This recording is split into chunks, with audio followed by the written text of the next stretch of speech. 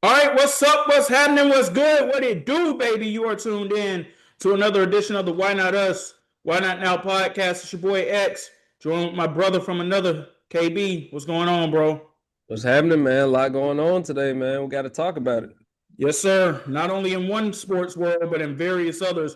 We're also going to have a special guest joining us, or we're expected to have a special guest joining us throughout the show. We will introduce her to you all once we have a chance to do so. We are following all of the developing news happening with the Atlanta Hawks at the time of this recording. We know that the final stages of the Trae Young trade are pretty much in play here. So we will be following that throughout the show, letting you know any developments that happen throughout. But we got to start in Atlanta, but we're not starting with the Hawks. We're starting with the Falcons because Arthur Blank decided that it was time to clean house, and I mean clean all the way out.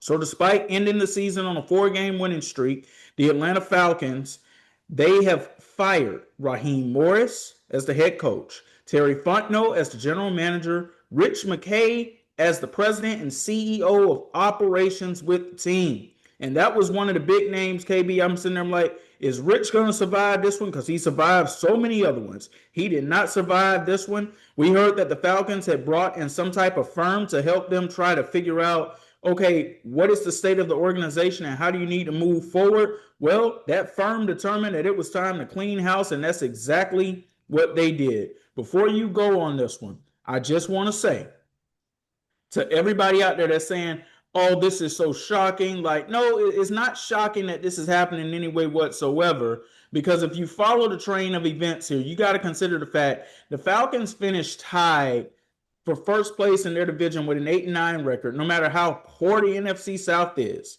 Carolina Panthers end up winning it. If the Falcons win one more game, they are NFC South champions, and we are not having any parts of this conversation right now.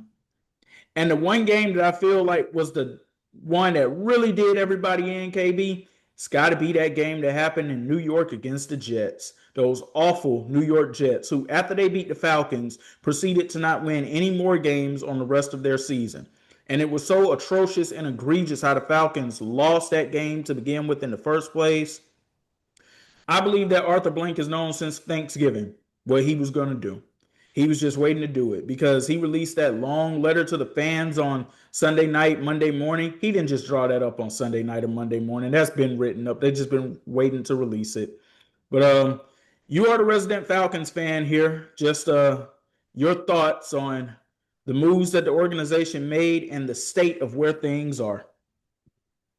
Yeah, like I think that what was shocking to a lot of people really wasn't shocking. Like overall, like you said, if you look at the situation, Falcons win four games straight, four meaningless games when you think about it, because it didn't help draft capital. Also, you are already mathematically eliminated no matter what was going on with Tampa Bay and Carolina.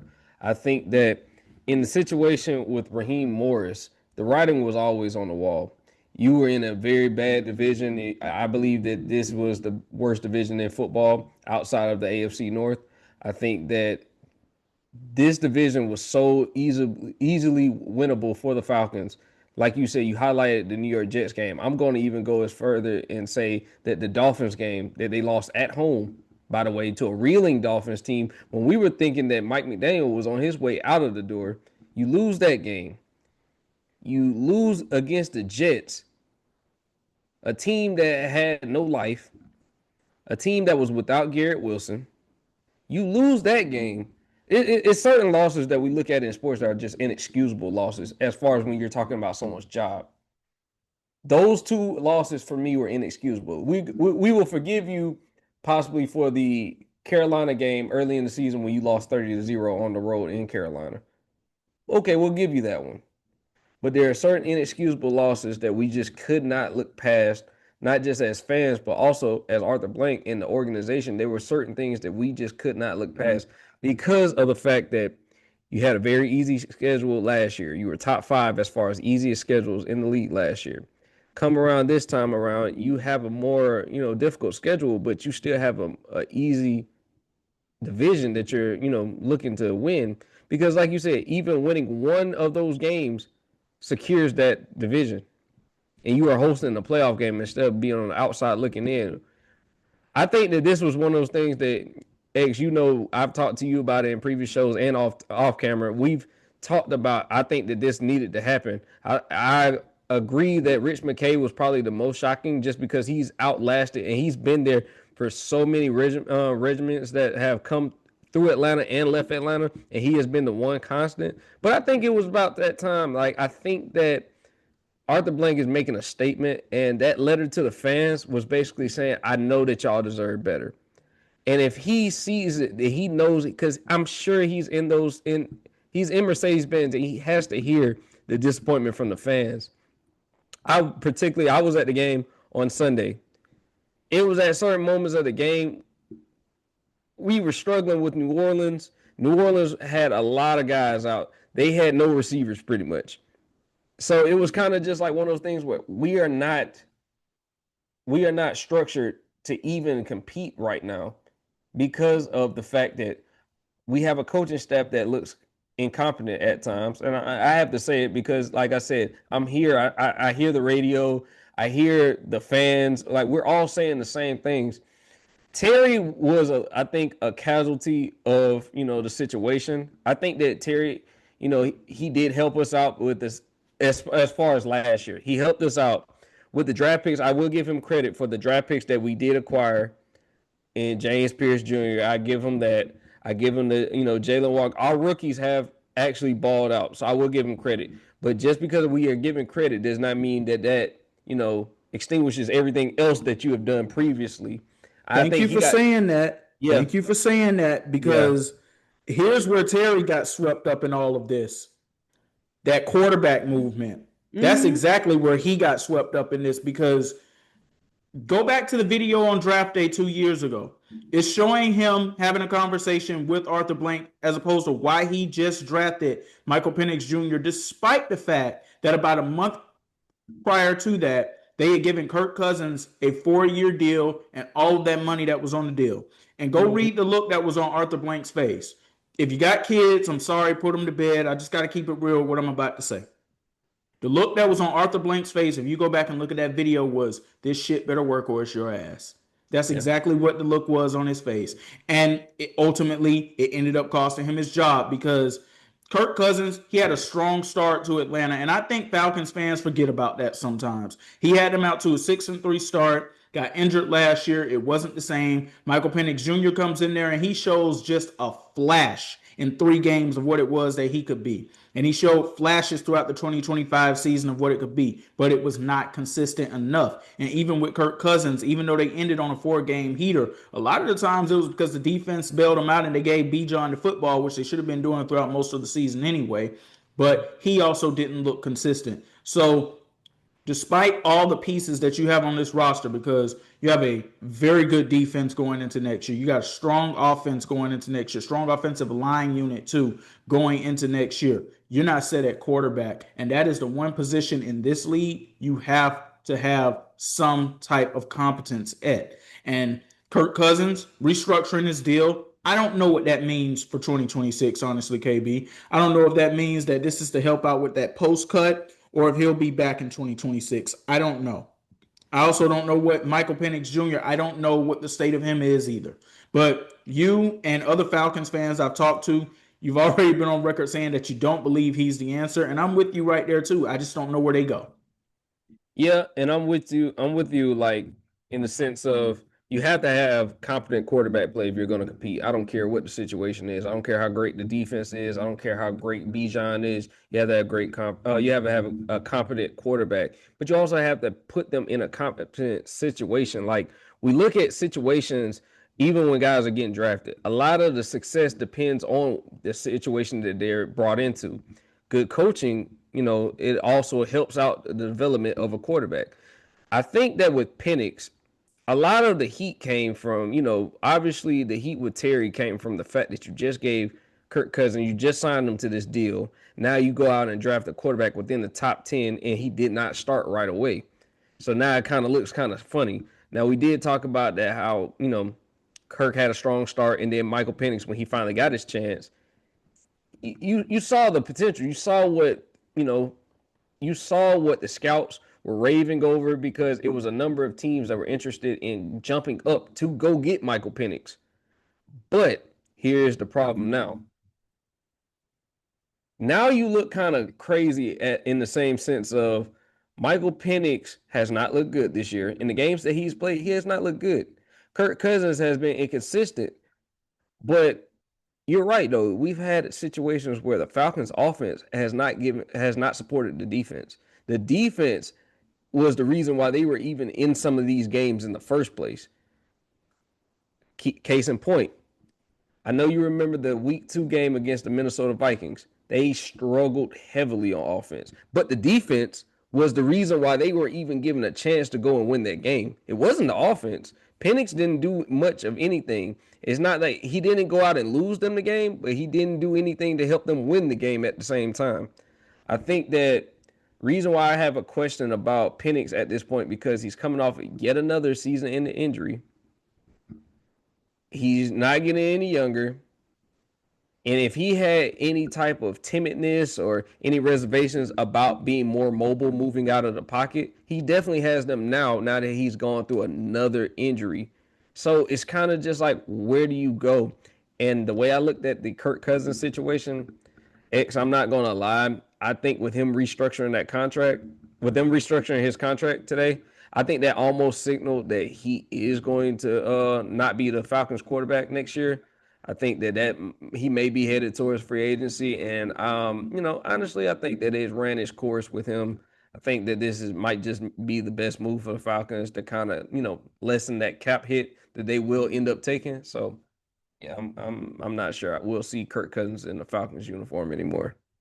Well, one of the moves that is being rumored is that Matt Ryan is going to be the next president of football operations. And from all the reports that we've been reading is that this move has been underway for weeks.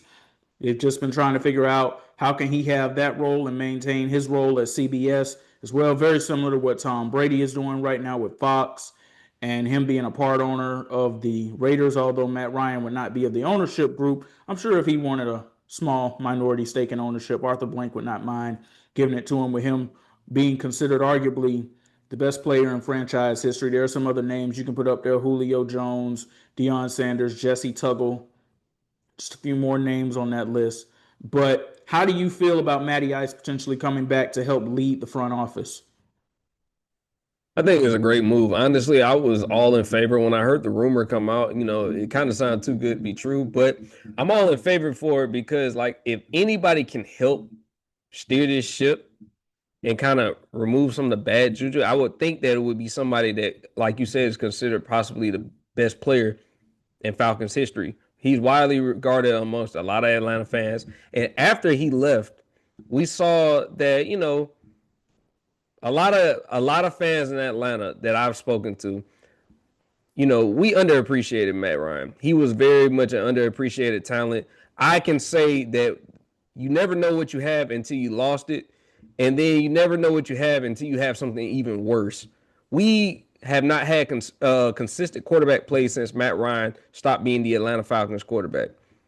So in that sense, I believe that Matt Ryan is the guy to help get this ship back, steer back to where it needs to be, because Matt Ryan is not out of touch. I feel like sometimes when we're talking about Arthur Blank, he might be a little bit too out of touch right now. And that is what kind of happens when you get these owners that are kind of up in age. They're not as in touch with what the fan base is looking for and what the team needs. I think that Matt Ryan has an eye for the game. I think he's a student of the game. I think that he can evaluate talent, whether that be from a coaching standpoint, player standpoint. I think that Matt Ryan will be great for what this franchise needs, and why not get somebody that embodied what your team was for the duration of his career. Not only that, you're getting somebody who actually cares and loves about the franchise. You know what my speculations were about Terry Fontenot the entire time he was there. I'm like, that dude is an op, man. They should have never hired somebody from the New Orleans Saints organization. Now, that's half jokingly, but that's also halfway serious too. Why would you hire somebody from your arch rival? I didn't understand that from the start. But there were some good things that Terry did in Atlanta. So I'm not going to completely go all the way there on that situation, but what we know about Matt Ryan is he is Mr. Falcon. He loves this organization. And to me, you have to have somebody who loves the organization to be able to really want to steer that ship the right way. And that's not just with the Falcons or with football, that's anything in general. You have to love what it is that you're doing in order to like really help get that thing back on the right track. And one other note I want to say, KB, I don't know if they've been talking about this on Atlanta radio or not. Hopefully, if this move happens, hopefully this can lead to the Falcons and Julio Jones having some form of a reunion with each other, because we know that that's been broken since he exited the organization about 4 years ago and went to the Tennessee Titans, something we never should have saw happen. Julio always should have continued to don that red, black, and white for the Atlanta Falcons. And when they retired Matt Ryan's jersey, or they put his number up in the rafters, and Julio wasn't there for that, there was something off with that. And then we found out it was bad blood with him in the organization. Come on, man, y'all fix that. We got to bring number 11 back home.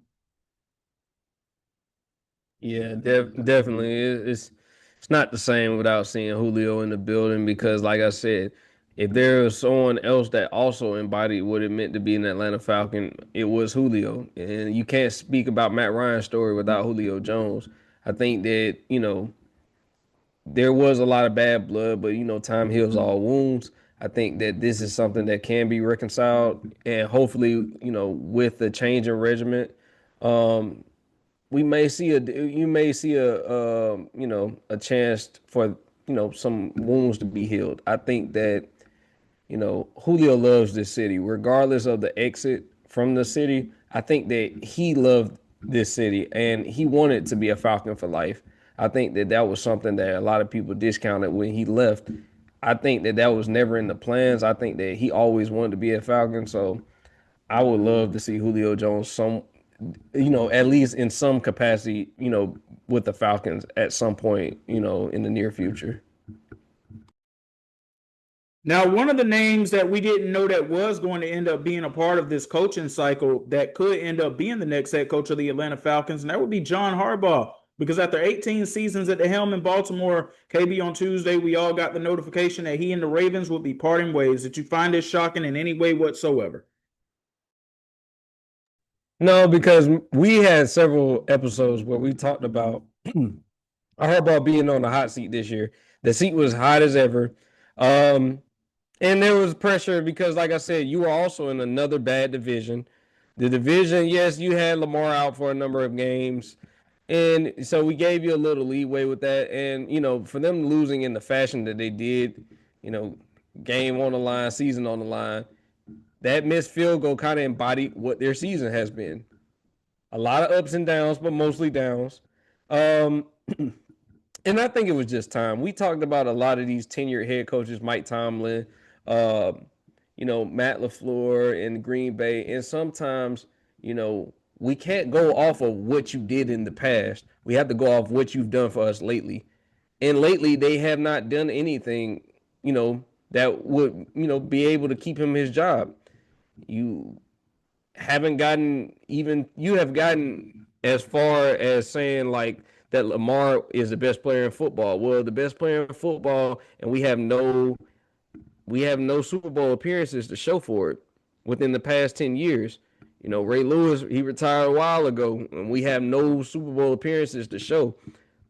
I'm glad you brought up Ray Lewis's name, because in the history of the Baltimore Ravens organization, there have only been three head coaches: the late Ted Marchibroda, Brian Billick, and John Harbaugh. KB, you realize that Ray Lewis played for all three of them? Yeah, and that's the problem. Like I think that Harbaugh it's just like when we were talking about Mike Tomlin. You have been consistent, but just because you've been consistent doesn't mean you've been consistently good. You just been consistent at maintaining mediocrity for a while. You've been a little bit more successful lately than Mike Tomlin, but we see a ceiling with the Ravens. You have some of those talents that we, saw last year. They're starting to decline. Lamar's play declined significantly this year. Although injury did play a part in it, it's declined significantly. Derrick Henry, at times, he looked like an all-pro, like he was the best back in football. And then a lot more games, he looked like he was, towards gearing towards the end of his career. So I think that this is going to be a fresh start for the city of Baltimore, but also a fresh start for Harbaugh. I think that he needs to be able to go somewhere and imprint his philosophies and his game plan on a team that has talent. I think that the Falcons would be a good, you know, attractive destination for him. Although I do have another coach in mind that I think would be maybe possibly even a better fit than John Harbaugh. And me and you have talked about it before, X. I think that a lot of fans, we've kind of seen what it's like to have the defensive minded head coach. And we're looking at more so now, like, we've had a defensive head coach, we couldn't stop anybody. Now, what if we go the opposite direction? What if we go with an offensive minded head coach? And that's where a guy like Clint Kubiak comes into play. I think that he at least deserves more, recognition for what he did to Seattle's offense this year. He turned them into a juggernaut, not just because of the fact that JSN is having a, amazing year, but he's also made them a Super Bowl contender. So I think that he deserves some type of recognition, and I would love to see, what happens with him as well as possibly John Harbaugh possibly joining the Falcons. Well, it's interesting that you brought up Clint Kubiak's name because we have 7 head coaching openings right now in the NFL, and I haven't heard his name brought up one time, at least once this week. Now, maybe that's because that's going on quietly behind closed doors, but Harbaugh, Kevin Stefanski, those have been the 2 big names everybody's been talking about. Coordinator-wise, it's been kind of quiet for the most part. I thought that we also would hear more about Jesse Minter. We haven't. Coordinator-wise, it's been Brian Flores. And I'm happy to hear that because Brian Flores should be a head coach in this league again. He should at least get the opportunity to do so. Now, my only question when it comes to him, though, is are you still suing the NFL? Because if he is, that could possibly have some hindrance on him becoming a head coach. So obviously they've got to get that taken care of first. But just from an X's and O's standpoint, he should be a head coach in this league once again. But I don't know, man. I feel like because I saw somebody say this on X, formerly known as Twitter, last night, and I agree with this 100%. 2 things can be true. John Harbaugh is a good coach, and it was just time for him and the Ravens to part ways. Sometimes things just run their course. And if you read the reports of everything that's been coming out, it honestly seems like KB, he kind of probably was ready to leave anyway, because from everything that's been discussed so far, from what I've heard today, this all really was led up into the conversation with the owner, Steve Bisciotti, about offensive coordinator Todd Monken. And they wanted to replace Todd Monken. And John Harbaugh did not want to replace Todd Monken. The issues reportedly with Lamar Jackson, they're not with John Harbaugh, they're more so with Todd Monken. And John Harbaugh did not want to replace Todd Monken. I just feel like if John Harbaugh still wanted to be the coach of the Baltimore Ravens, he would have had no issue replacing Todd Monken. I think he was ready to go, and I think they were ready for him to go too. But I do want to say this one thing before I hand it back off to you, to the Baltimore Ravens fans. Y'all be careful, because KB said something earlier that was very profound. Sometimes you don't realize what you had until you don't have it anymore. And yes, the Ravens are a great organization. They've been a great organization throughout their time in the NFL, the front office structure, the culture, everything, how they're ran. You honestly don't know if the next person that comes in there is going to be close to John Harbaugh and be able to duplicate any of the success that he was able to duplicate. Year 1 of John Harbaugh, he was in the AFC Championship game with a team that had finished in last place in the AFC North just a year before that. He made the playoffs 12 times with the Baltimore Ravens. You won 6 division titles with him. You won a Super Bowl. And I know folks are going to say, oh, that was long ago, because we've talked about it here. Yes, it was long ago. We were in high school when they won that Super Bowl. It doesn't take away the fact that he still won that Super Bowl, and they still had a winning organization. going years after that once they acquired Lamar Jackson. So I just want to say that for the Ravens fans, hey, be careful doing all this rejoicing right now that John Harbaugh is gone. See, y'all are not in the same state of affairs that the Atlanta Falcons were in with Raheem Morris. Oh, no, no, no, no, no. You should not be doing a praise break dance right now the way that the Falcons fans probably were doing on Sunday when that news broke, because you honestly don't know what lies ahead. And I also will say this: Lamar Jackson looked good on Sunday, KB. How do we know he's not getting ready to hit that wall? Because he is a dual threat quarterback who's had to rely mostly on his legs, and now he's starting to go towards age 30. That's eventually going to start to decline. Yeah, I'm glad you made the comparison between the Atlanta Falcons situation and the Baltimore Ravens. Like these are two completely different situations. I do not think that the Baltimore Ravens were in as dire a situation as the Atlanta Falcons. Like I said, I seen actual grown men cheer when I seen these firings. Like that's how different that the firing of Raheem Morris and company was for the Falcons. Now with the Baltimore Ravens, like you just said, Lamar Jackson getting up in age, Derrick Henry already up in age. Then you have guys like Mark Andrews who's also up in age. Like your main weapons who have been mainstays for years, they're getting up in age, and like you said, you don't necessarily know what you have until you lost it. Because one thing about John Harbaugh, he was the model of consistency. Like you said, 12 playoff appearances. This is where we differ because, like I said, I, as a fan of the Atlanta Falcons, would have been ecstatic with 12 straight or not 12 straight, but I'm sorry, 12 playoff appearances, a Super Bowl appearance, a Super Bowl win. I would have been ecstatic. I know that many people would have been ecstatic as well, but I think that there is a thing where you have to be dangerous because you have no idea what would be coming through that door. You have no idea. Another guy that X that I didn't hear you mention, but has also been getting some consideration when it comes to it, just because of the job that he's done as a defensive coordinator this year, is Robert Saleh. Robert Saleh is also another name to watch on the market. I definitely would rather him stay in San Francisco. Not because I don't think he's a good coach, but I think that he fits that culture so well. I think that Robert Saleh is also a guy that will get some looks as far as from a coordinator standpoint. He will get some looks from a number of teams if he hasn't already behind closed doors gotten interviews for certain teams. But yeah, I think that John Harbaugh's time, it was just like a relationship that just needed to end.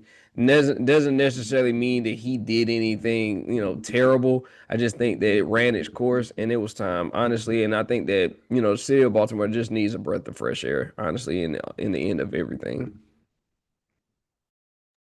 So if you are the Baltimore Ravens, where do you go in terms of where you look for your next head coach? Because here's the thing that I'm not sure folks understand about Harbaugh. His specialty is not offense and it's not defense, it's special teams. He rose up through the ranks being a special teams coordinator, most notably with Andy Reid and the Eagles during his tenure. That just goes to show you another great coach that came off that Andy Reid tree as well. I think Baltimore, honestly, and I know we just had this whole thing where we talked about defensive coaches. I think they need to go with a defensive minded culture, KB.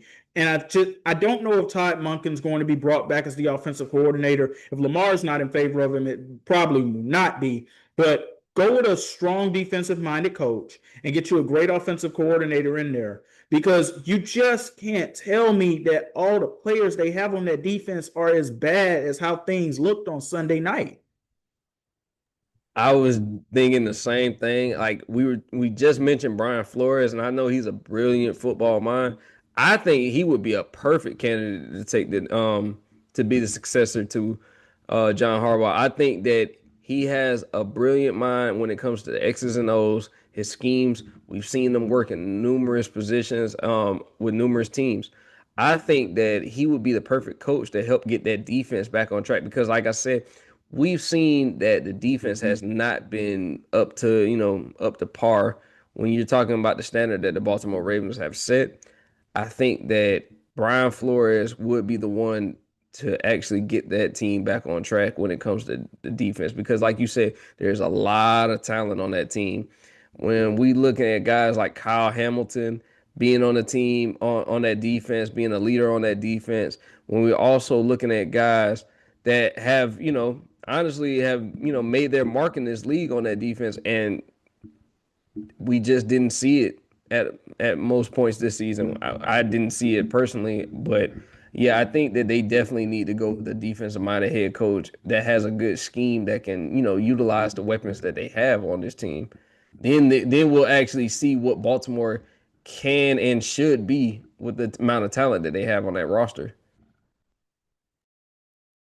And again, this has to be a coach that Lamar is going to be fine with signing off on too, because obviously the Ravens chose Lamar in this situation. Again, I don't know if there was friction between he and John Harbaugh, but when you think about it, KB, I don't know if you saw one of the last few press conferences that John Harbaugh had as the Ravens head coach, where he was basically being outright defiant about there being any issues between he and Lamar Jackson. But I read eyes and I read body language very well. And it was very similar to me just because, and it didn't happen in this exact way. But do you remember all those reports back in 2012 when we were hearing about the Orlando Magic and there being friction with Stan Van Gundy and Dwight Howard? Now, obviously, we didn't have that awkward moment of Lamar walking up to the press conference, putting his arm around John Harbaugh like we saw Dwight Howard do with Stan Van Gundy. But it was very evident that there were issues there. And it feels like there's been a disconnect there throughout the course of the season. Whoever it is you hire as the head coach, Lamar has to sign off on it because it's now about Lamar and his upcoming contract that they're going to be trying to get him signed on to long term too. But I got to say this too, and this is going back when we first launched this podcast, because you know that I came after him in week 1 for this. Lamar, you need to be in OTAs this offseason. You need to be there year round. We don't need to, I know it's involuntary. You need to be there. You need to stand up and you need to be the complete leader of this team. It is time for you to now take the reins, because clearly now the organization has chosen you to be the one that they are giving the entire keys to the kingdom to. And if you're not careful, if this ends up not working, they will move off you too. It won't happen this year. It might not even happen next year. But if this ends up being a mistake, they'll move off him too. Hey, we'll see. I couldn't have said it better myself. I mean, like I said, Lamar, they're giving you the keys to the franchise even more than you've already had. So it's your time to step up. I think that it's more disappointing also when you look at the landscape of the AFC this year. You didn't have to go through, like I said, you didn't have to go through Arrowhead this year. And you have a lot of first time, you have a lot of teams who are question marks, so it was kind of up in the air for anyone to make their claim to be the representative for the AFC in the Super Bowl this year. And I think that the fact that they didn't go this year in essentially a wide open AFC, because yes, we have Denver as the number 1 seed, but there's still, questions that need to be answered when it comes to some of these top seeds. We are not just completely sold that, oh, this is definitively the best team in the AFC. This is definitively, we don't have that same luxury like we had in years past. So I think that was also a, motivation for the firing, because this was the year. Like we talked about it before, the Chiefs dynasty has finally had an off year. So this was the year to get it done. So yeah, I think that everything you said when it regards to Lamar Jackson is correct. And like we hear all the time, like if there is friction, these stories break so often after everything is kind of cleared up. Someone's just waiting to break that story. So I would not be surprised. I really wouldn't if, a couple weeks down the line we hear there was an issue that happened and it just progressed as the season went on with Lamar Jackson and John Harbaugh. I would not be surprised.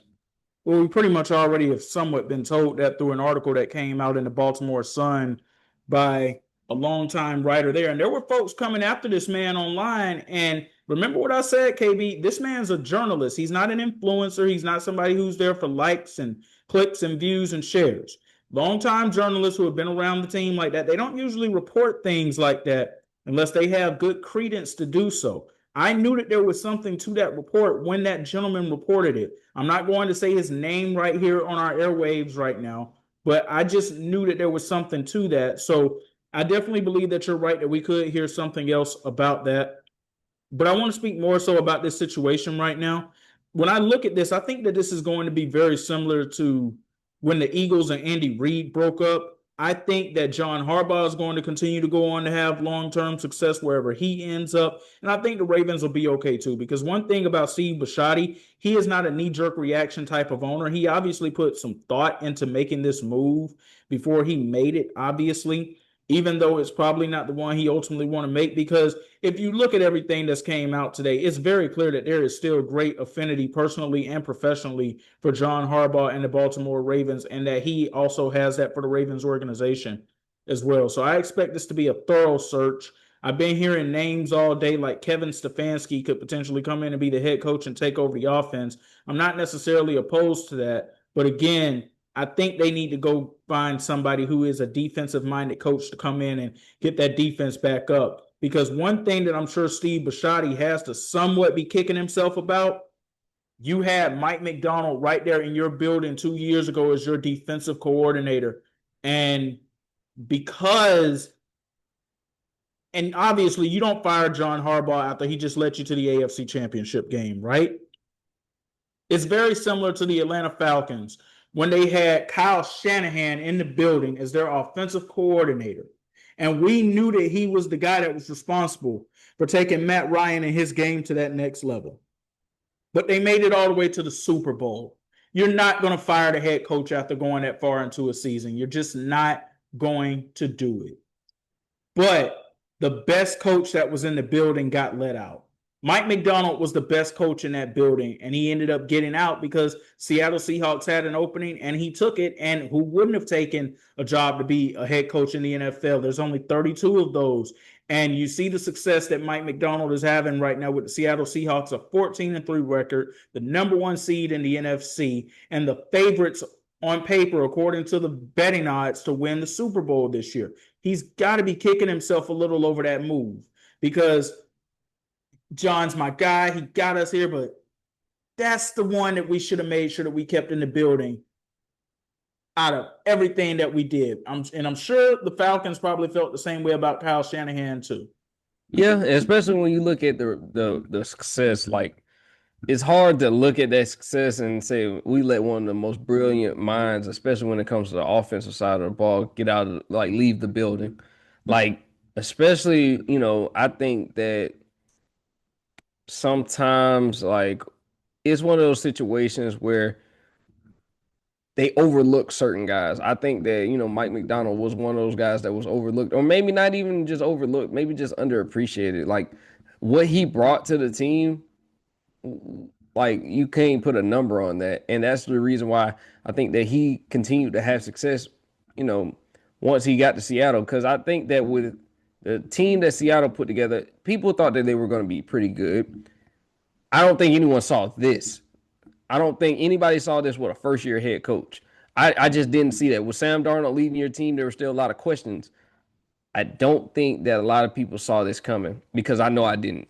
And, I love how they play. I love the fact that they addressed, team needs on the offensive side and defensive side. So when you're talking about what the Ravens lost, it kind of feels like a gut punch because, like I said, not only did you part ways with your longest tenured head coach, like one of the longest tenured active head coaches, I'll say that, and then you also look at the success of a coordinator that you let walk out of the building. It kind of just, it's like kicking a man while he's down. Like, it just hurts. It stings because you had it in your right in the front of your face and you still let it go. So I think that they'll bounce back, but I do think John Harbaugh, no matter where he ends up, I think he still will be successful because I think he's a great coach. I think that that's been shown time in and time out, for years now. So I think he'll bounce back. He'll land on his feet wherever he is. Okay, let me ask you this because you said that nobody could see this coming with Mike McDonald. And I agree that you probably couldn't see it coming like as fast as it came anyway. But I'm sure somebody in that building had to see the potential that something like this could have been possible. Because when Kyle Shanahan was in Atlanta, did you honestly think that he would go to San Francisco and have the success that he had right away? Okay. I was about to say, I'm glad you said right away because I was about to say, I think that just from what I saw in Atlanta, I did think Kyle Shanahan was going to have that team be, you know, like a juggernaut within, I would say maybe a year or two. I wasn't gonna say right away because, like I said, I think when you get into a new environment, you still have to kind of, you have to develop a culture and you have to put your own philosophies in that. You know what I'm saying? Because this is now on you now instead of you being a Not to coordinator. mention the fact that he inherited a mess too. Yeah, Like when I absolutely. say right away, and I know that there are going to be folks that are listening, well, what do you mean the San Francisco 49ers didn't do anything until 2019? He got there in 2017. Yes, I understand that, but that's still relatively quick for Yeah, him to go in there and have the success that they had. Their first year in the postseason together, they went all the way to the Super Bowl. And if they hadn't blown a 10-point lead in the fourth quarter of that Super Bowl, they would have a Super Bowl championship right now. yeah, But he inherited a absolutely. mess to begin with. He had to inherit what Chip Kelly and Jim Tom Sula put together. So that Hmm. was already enough of a job in itself. Uh, yeah, don't remind me of those years, man. And I think that San Francisco fans hearing Chip Kelly just kind of brings up bad memories. So, Well, not as much as Jim Tom Sula. That is arguably that's right yeah, up there with Nathaniel Hackett as Denver. worst head coaching hire that you could make. Yeah, yeah, you're probably right about that one. Yeah, I would definitely agree. So my question for you, and we'll jump off of this topic in just a moment, but there's so many layers to this because it's very rare that you see a coach in this league in this day and age in our generation get the type of leash that John Harbaugh got. It's rare that many of these coaches stay for a decade where they are. He got nearly two. What is his likeliest landing spot? I know he's one of the favorites that you want to come to Atlanta. I want him to come to Atlanta too, because I do believe that he'll at least stabilize things and get the culture right within the organization. Not that there's anything severely wrong with the culture right now, per se, especially with the defense and things like that. But you just got to get somebody who can get all the details in order. And I believe he's that guy. But I think the New York Giants got something to say. KB, Jackson Dart is a young quarterback who is still developing. That defense still has players. I don't know what happened this year, but going into the season, we thought that that was going to be one of the best defenses in the league. It had all the pieces to be able to do it. I think with John Harbaugh and some fresh blood, they can put it together. Malik Neighbors comes back. Cam Scatterboot comes back. And if they just get the right coach there, which I do believe would be him, I could see them easily having a very not all the way to it, but similar turnaround like the New England Patriots had this year because they don't have a bad roster on paper.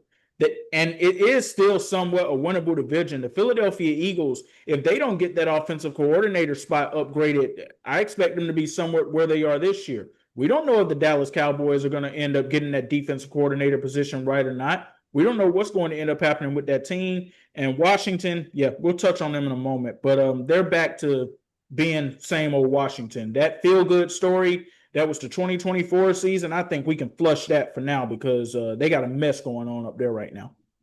Yeah, I'm definitely with you. Like I thought that right now, if you're looking at the market, Atlanta and New York Giants would happen to be the two most, I feel like, most attractive destinations for any head coach, but especially John Harbaugh. If he doesn't, land here, I definitely see a situation where he definitely lands with the Giants. I didn't see a situation where he landed in Las Vegas. I just didn't see that as an ideal fit for him. Cleveland, no. Although it being in the division, I just didn't see a situation where he would land in Cleveland either.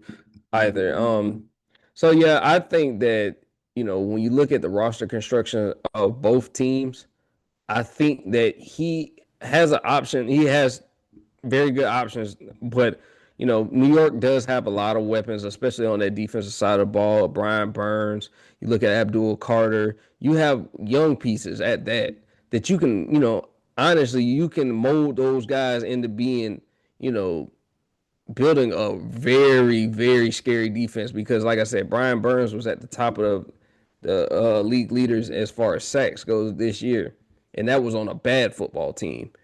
You somehow come in, change that culture, and put it all together. You can make that team a juggernaut. May not happen right away, but it can happen within a few years. I think that he will get that leeway being a Super Bowl winning head coach, and then having a young quarterback in Jackson Dart, who's only going to be able to improve, and hopefully, with Cam Scatterbo coming back, that'll help develop, him even more just because I think that he has those weapons. He's building that chemistry with those guys. So I think it is a strong chance that we see him in the Big Apple coming this next coming season. And the last question I'm going to ask on this, and this is not related to John Harbaugh, but I think that it is an interesting topic of discussion. So I don't know if you've seen the picture that's been floating around online. There's a picture of a goalpost, and on the right side it said Harbaugh fired. On the middle it said Tomlin fired. On the left side it said Harbaugh fired. So obviously folks view Sunday's AFC North Championship game as the battle of which coach is going to end up getting to keep their job.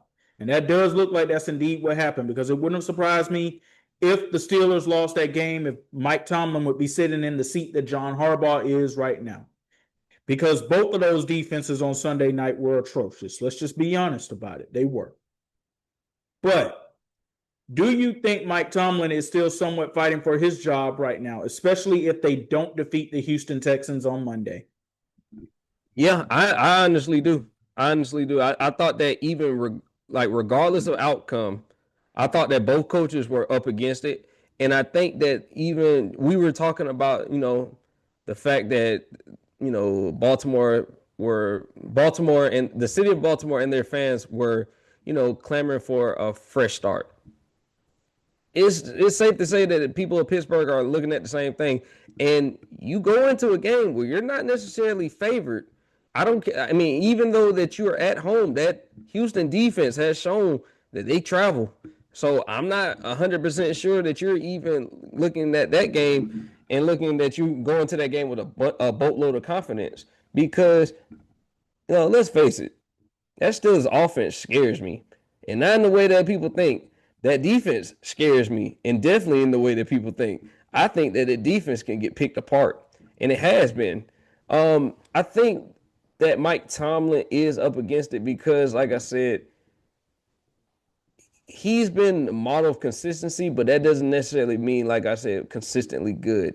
It just means that he's been there and he's shown that, time in and time out, he can at least put together an average football team, which, their record fluctuates some years, but more times than not, we've seen that he can come out with at least a 500 or better record. So I do think that,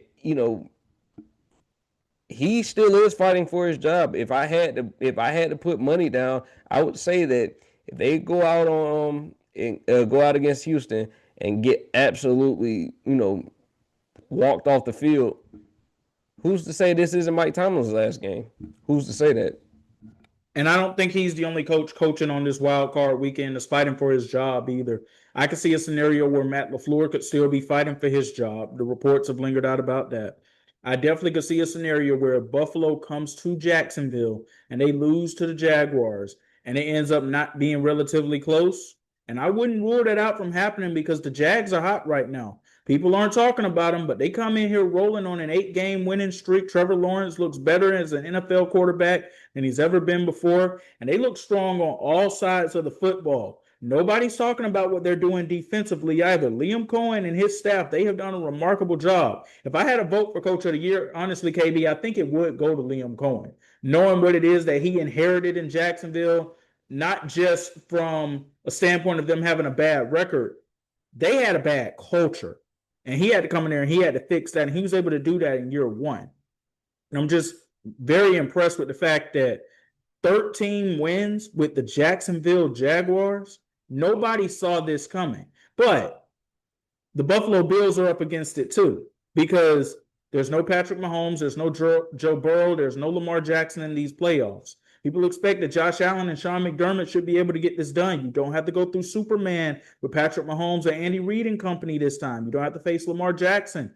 You don't have to face Joe Burrow. So they expect them to be able to go in and get this done. If they go in, if Buffalo loses badly to Jacksonville over the weekend, I can see a scenario where, especially with the folks that are currently available, they could look at Sean McDermott and say, thank you, but we are going in a different direction. Yeah, and it's a good point because, like I said, AFC is wide open. You have a bunch of intriguing matchups this weekend. Like, I think that a lot of people don't realize like how evenly these contests like can be. Like, the matchups are going to be intriguing because, like you said, you got Jacksonville riding high coming in, and they are, they kind of took the lead by storm. Liam Cohen, I agree with you because it was three coaches that I felt like could get coach of the year between Liam Cohen, Ben Johnson, and even Mike Vrabel. But I would give it to Liam Cohen because, like I said, Patriots have always had a good culture. They may have not always had their guy, but they have always had a culture established.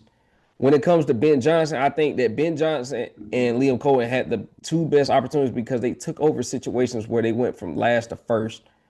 Um, I think that with Liam Cohen, the job that he's done this year is like you can't put into words how well that he's come in and just changed everything that the Jacksonville Jaguars. He actually has developed something there for like years to come because we were also starting to write off Trevor Lawrence. And he stuck with Trevor Lawrence. And because Trevor Lawrence, I wasn't gonna say he was a bust, but I could say he definitely wasn't living up to that number one pick potential that he had. You saw flashes of it here and there, but you didn't see consistent, sustained level of play. But I'm gonna tell you though, that defense is legit. That defense, it won me over like a couple weeks ago. It honestly won me over. And I think that if you look at Jacksonville, I seen Stephen A. even pick them to be his representative for the AFC in the Super Bowl. And honestly, that's not the most asinine take I've ever heard because if you look at and watch how they play very well. When they're, excuse me, they play very complimentary football. They play tough defense. They're well coached on all sides of the ball, including special teams. I can see a situation where Jacksonville could go on a run. But when it comes to Sean McDermott, this is one of those things where, like, while Josh Allen has no excuses, neither do you. You don't have the same leverage to just say, oh, well, we lost to the Chiefs. Another year down the drain. You can't say that you're going against the Chiefs. You can't say that you're going against Baltimore. You don't have those same threats that you once had in the AFC. Now you're going to actually have to execute and win games because your path has never been clearer than this year. You by far are the most experienced player and coach as far as being in the playoff picture. You're the most experienced on the AFC side outside of maybe Sean Payton as far as coaching goes. But when it comes to everything that they have to go through, you don't have the same the same threats because if they don't get it done this year, I would honestly be surprised if they don't move on from Sean McDermott. That would surprise me because you don't have any more built-in excuses. We gave you a couple of these years because of who you were going against. We can't give you this one this year because when you look at the quarterbacks that are in this playoff picture, Josh Allen has the most experience because he has the most playoff experience out of the quarterbacks. He has more than Bo Nix. He has more than Trevor Lawrence. He has more than Justin Herbert. He has more than CJ Stroud. He has more than these guys. So we got to see something. We got to see something this year for me to be willing to give Sean McDermott another year. KB, we got breaking news into the podcast, and we'll talk more about it in part two. Trae Young has officially been traded.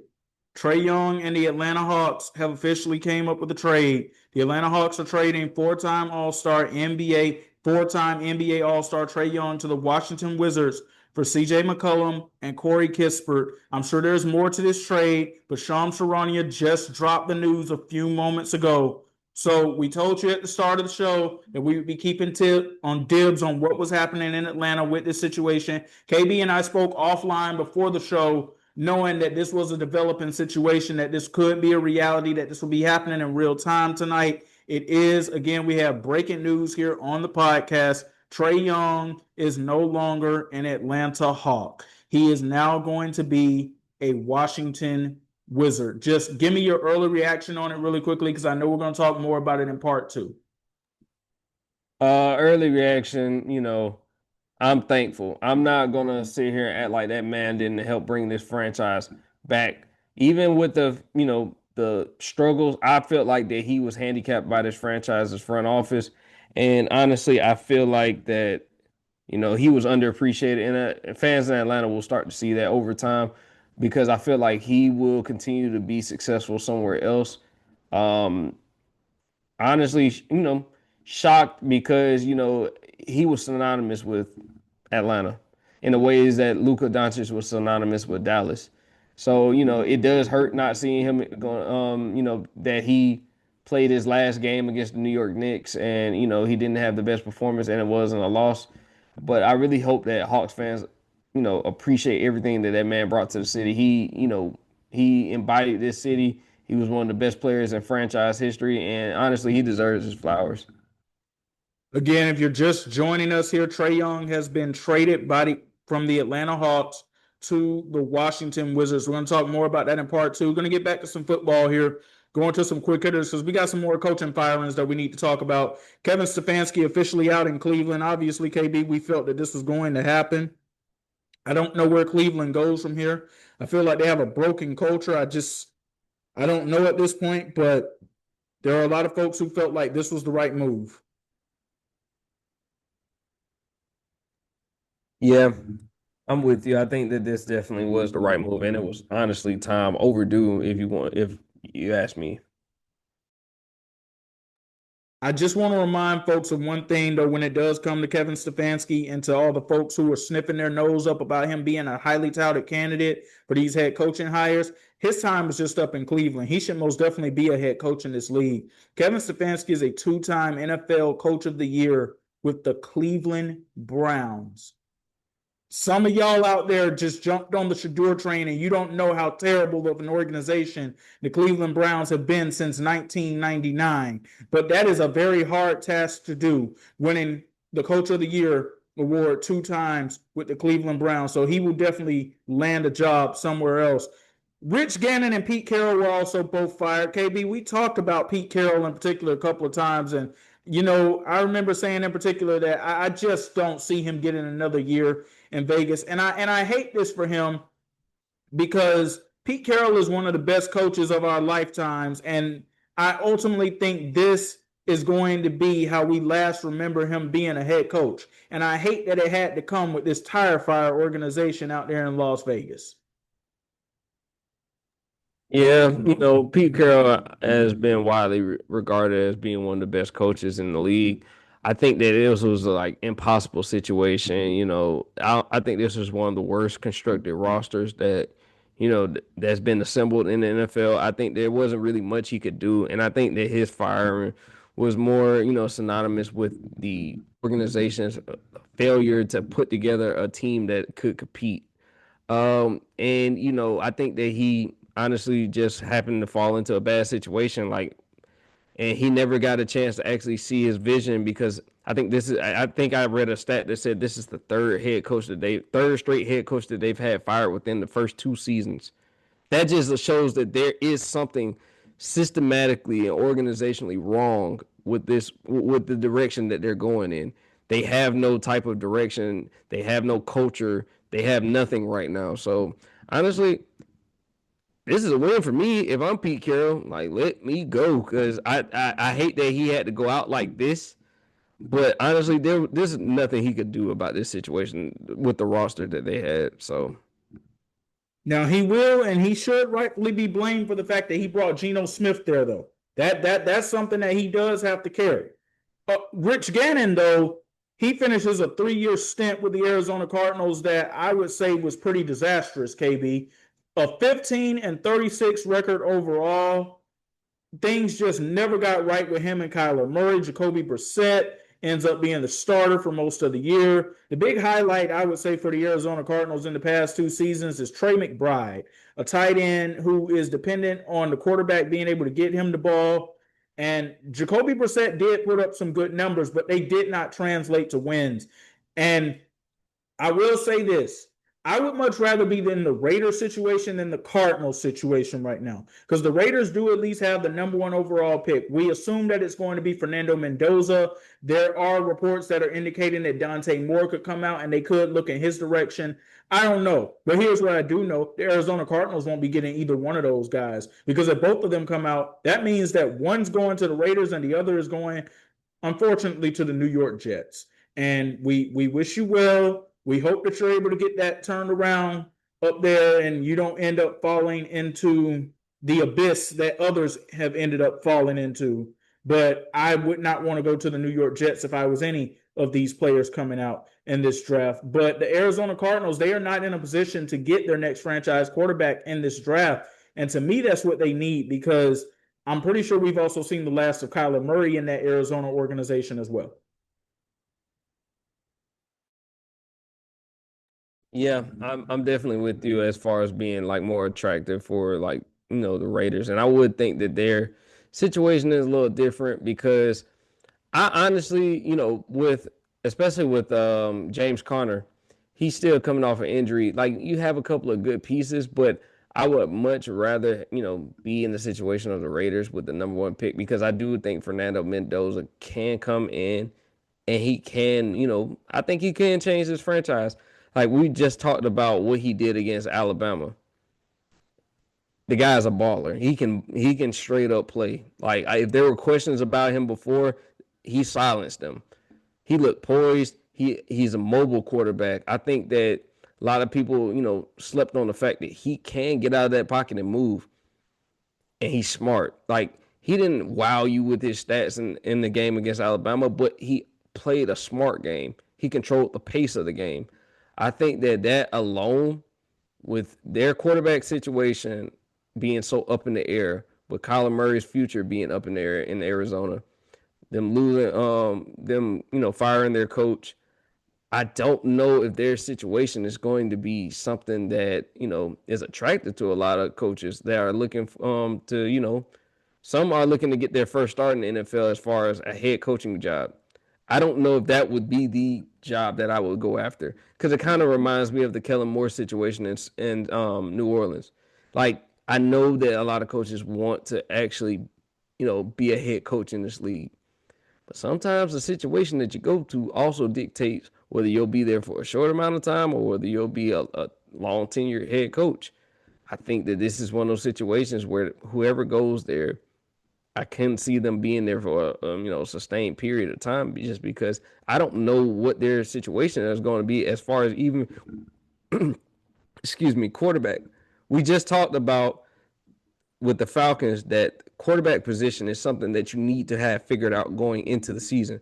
They don't have that right now. While Jacoby Brissett did play good in spot minutes in certain games, it didn't lead to wins. It was nice. It wasn't great, but it wasn't leading to wins. So literally, if that's what we have to go off of, yeah, I don't think that their situation is stable in Arizona. And so I'm not sure who would be the ideal fit there, but I would much rather take the position in Las Vegas if I had to pick between the two based off of everything that I know. Some more firings to tell you about, not head coaches, but coordinators. The Dallas Cowboys officially moving on from Matt Eberflus as the defensive coordinator on Tuesday. That comes as no surprise to anybody. That defense was awful this season, and they do need to get a new voice in the room for that. But the Washington Commanders, KB, they fired both coordinators. Now, I expected the defensive guy to be gone. I wasn't so sure that Cliff Kingsbury would be gone. He is. There are already reports flying out that Jaden Daniels is not happy about the fact that Cliff Kingsbury is gone. Same old Washington. Looks like they're back on schedule here. The only difference is Dan Snyder is no longer the owner, but it looks like there is a black cat that is running around that organization and has been running around there since 1992.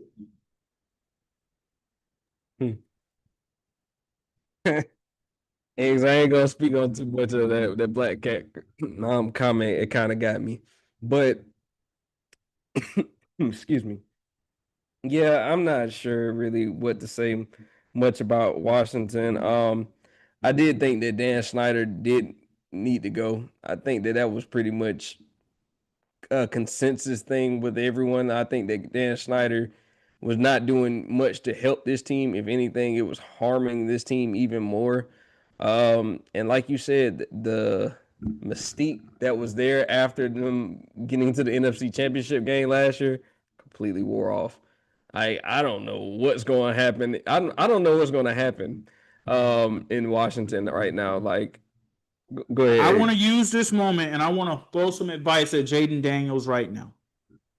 Please get into the gym this offseason and build up that very slender frame that you have. Because Yeah. we know that you can still be a franchise quarterback in this league.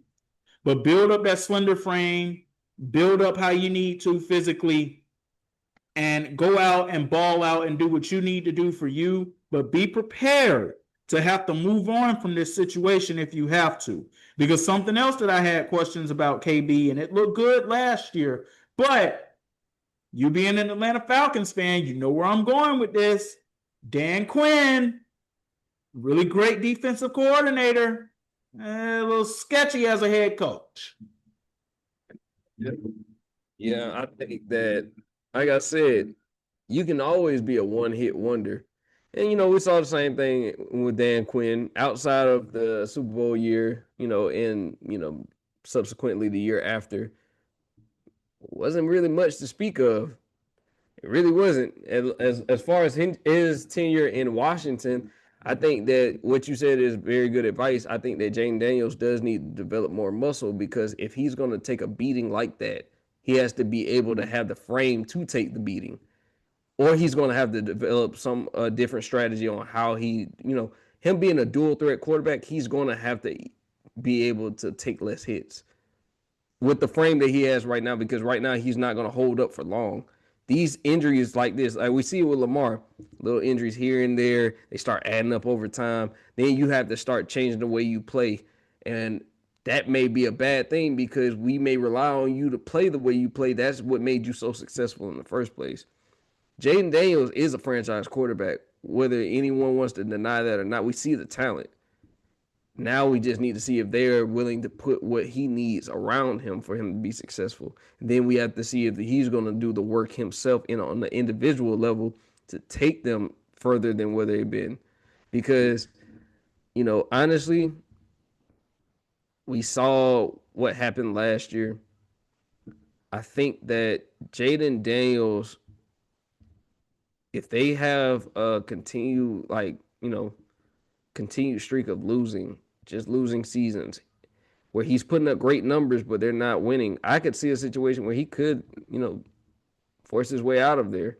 And I could see a situation where maybe just depending on, the situation, if they don't finish well next year, I could see Dan Quinn possibly being looked at as like outside of that 1 year where they went to the NFC Championship last year. I could see them saying, I think we're good. I don't think we feel like this is a good fit because we've seen Dan Quinn have success with the Falcons, and then outside of the year that he had his most success, he started to fizzle out, and then things started to hit a downslide. So I'm not really sure about what Washington is going to do in this situation right now, but it's not really looking promising just because of the injury history.